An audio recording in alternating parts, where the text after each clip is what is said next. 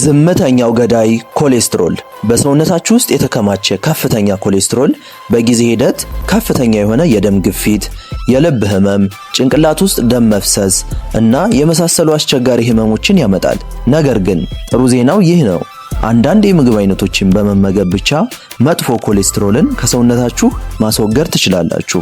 ለቻናላችን አዲስ የሆናችሁ ተመልካቾቻችን ቻናሉን ሰብስክራይብ በማድረግ እነዚህንና መሰል የጤና ነክ መረጃዎችን ማግኘት ትችላላችሁ። ሰላም፣ እንዴት ናችሁ? እኔ በጣም ደህና ነኝ። በዛሬው ቪዲዮ ደግሞ ይዤላችሁ የመጣሁት አብዛኛው ሰው የተቸገረበት ያለውን ይህን ከፍተኛ የሆነ የኮሌስትሮል መጠን የመቀነስ ችግር ነው ማለት ነው። ስለዚህ በዛሬው ቪዲዮ በሳይንስ የተረጋገጡ የኮሌስትሮል መጠንን በከፍተኛ ደረጃ ሊቀንሱ የሚችሉ የምግብ አይነቶችን ነግራችኋለሁ። ሁሉም አይነት ኮሌስትሮል ለሰውነታችን ጎጂ አይደሉም። ኮሌስትሮልን በሁለት መንገድ እንከፍለዋለን። መጥፎ ኮሌስትሮል እና ጥሩ ኮሌስትሮል ወይንም ኤችዲኤል እና ኤልዲኤል። ኤችዲኤል የምንለው ጥሩ ኮሌስትሮል የምንለው ሲሆን ኤልዲኤል የምንለው ደግሞ መጥፎ ኮሌስትሮል የምንለው ነው ማለት ነው።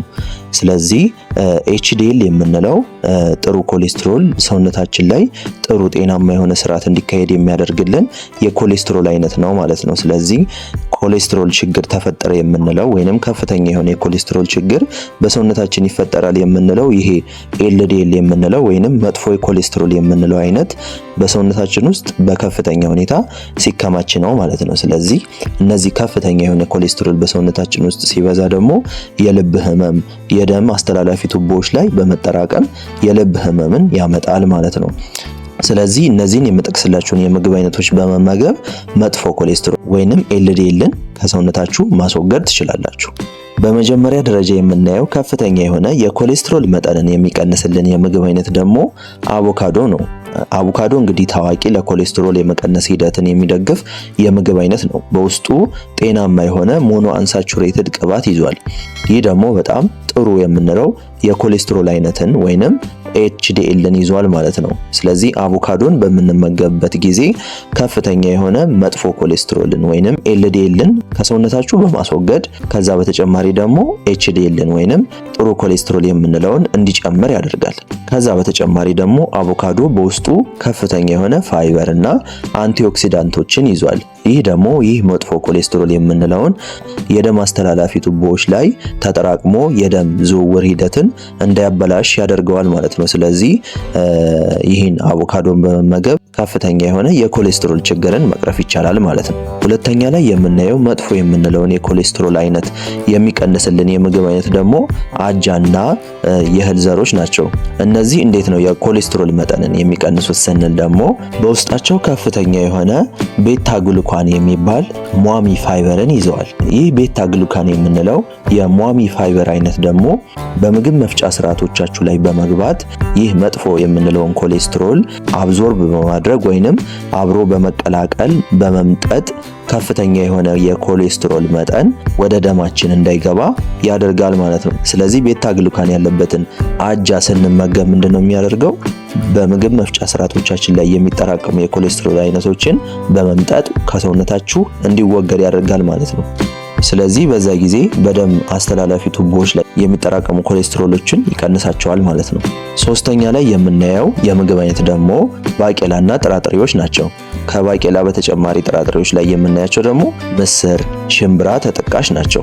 እነዚህ በውስጣቸው ሟሚ ፋይበር እና የእጽዋት ተዋጽኦ ፕሮቲንን ይዘዋል። በጥራጥሬዎች ውስጥ ያለው ሟሚ ፋይበር ደግሞ እንዴት ነው የኮሌስትሮል መጠንን የሚቀንሰው ስንል ቅድም እንዳልኳችሁ ይህ ሟሚ ፋይበር በምግብ መፍጫ ስርዓቶቻችሁ ላይ በመግባት ከፍተኛ የሆነ መጥፎ ኮሌስትሮል ወደ ደማችን እንዳይገባ በማድረግ እዛው በመምጠጥ ከሰውነታችን እንዲወገድ ያደርገዋል ማለት ነው፣ ወደ ደማችን እንዳይገባ በማድረግ። ከዛ በተጨማሪ እነዚህ ጥራጥሬዎች ዝቅተኛ የሆነ የቅባት መጠን አላቸው። ስለዚህ በዛ ጊዜ የደም ስኳር መጠንም አብሮ ይሻሻላል ማለት ነው። አራተኛ ላይ የምናየው የምግብ አይነት ደግሞ አፕል ነው። አፕል እንግዲህ በጣም ከፍተኛ የሆነ መጥፎ ኮሌስትሮልን ከሰውነት የማስወገድ ትልቅ ኃይል አለው። በውስጡ ፔክቲን የተባለ ሟሚ ፋይበርን ይዟል። ይህ ደግሞ በአንጀታችሁ ላይ ይህ መጥፎ ኮሌስትሮል የምንለውን እንዳይመጠጥ በማድረግ ከሰውነታችሁ ይዞ ጠራርጎ በማስወጣት ከፍተኛ የሆነ መጥፎ ኮሌስትሮልን ከሰውነታችሁ በአጠቃላይ ያስወግዳል ማለት ፔክቲን የምንለው ሟሚ ፋይበር ማለት ነው። ከዛ በተጨማሪ ደግሞ አፕል በውስጡ አንቲኦክሲዳንትነት ባህሪ አለው። ይህ ደግሞ በከፍተኛ ደረጃ የደም አስተላላፊ ቱቦዎችን ጤና በመጠበቅ እንዳይጎዱ በማድረግ በከፍተኛ ሁኔታ ኮሌስትሮል በውስጣቸው እንዳይከማች በማድረግ ጤናቸውን በመጠበቅ የልብ ጤናን፣ ከፍተኛ የሆነ የደም ግፊት እንዳይከሰት ያደርጋል ማለት ነው። አምስተኛ ላይ የምናየው የምግብ አይነት ደግሞ አረንጓዴ ቅጠላቅጠል ያላቸው አትክልቶች ናቸው። ከነዛ መካከል ስፒናች፣ ጎመን ተጠቃሽ ናቸው። እነዚህ በውስጣቸው ፋይበር፣ ቫይታሚንስ፣ ማዕድናት፣ አንቲኦክሲዳንትን ይዘዋል። እነዚህ በአጠቃላይ የልብ ጤናን በከፍተኛ ሁኔታ ያሻሽላሉ።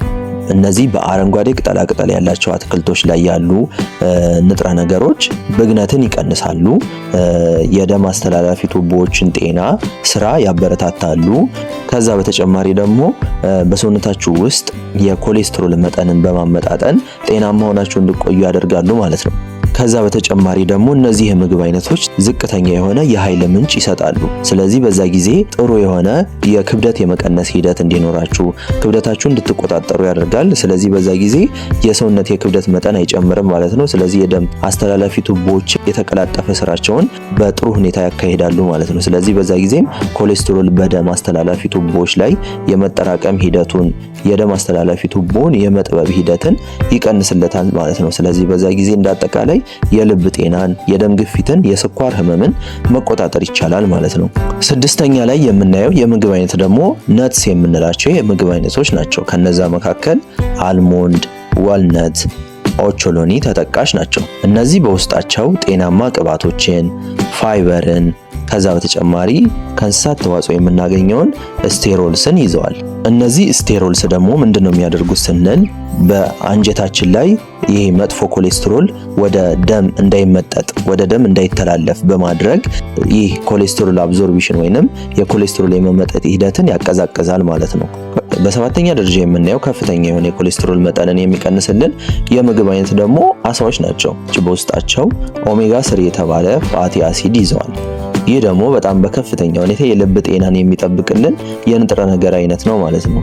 ይህ በአሳ ውስጥ ያለው ኦሜጋ 3 ፋቲ አሲድ በውስጣችን ያለውን ከፍተኛ የሆነ የቅባት መጠን በመቀነስ የደም አስተላላፊ ቱቦዎችን ጤና በመጠበቅ ኢንፍላሜሽን ወይንም ብግነት በሰውነታችን ውስጥ እንዳይከሰት በማድረግ ጤናማ የሆነ የኮሌስትሮል የመመጣጠን ሂደትን ይጠብቃል ማለት ነው።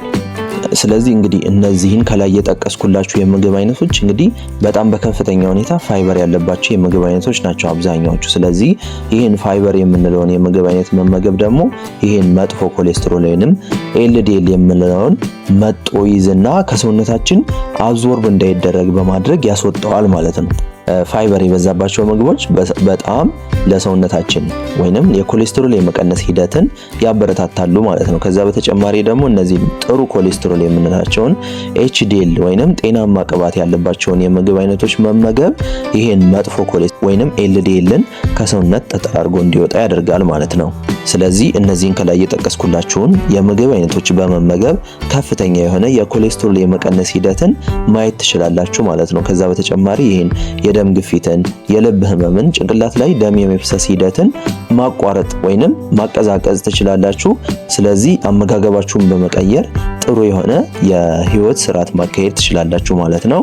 ቪዲዮ ጠቃሚ ሆኖ ካገኛችሁት ቪዲዮን ላይክ በማድረግ ቻናሉን ሰብስክራይብ በማድረግ እነዚህና መሰል የጤና ነክ መረጃዎችን ማግኘት ትችላላችሁ።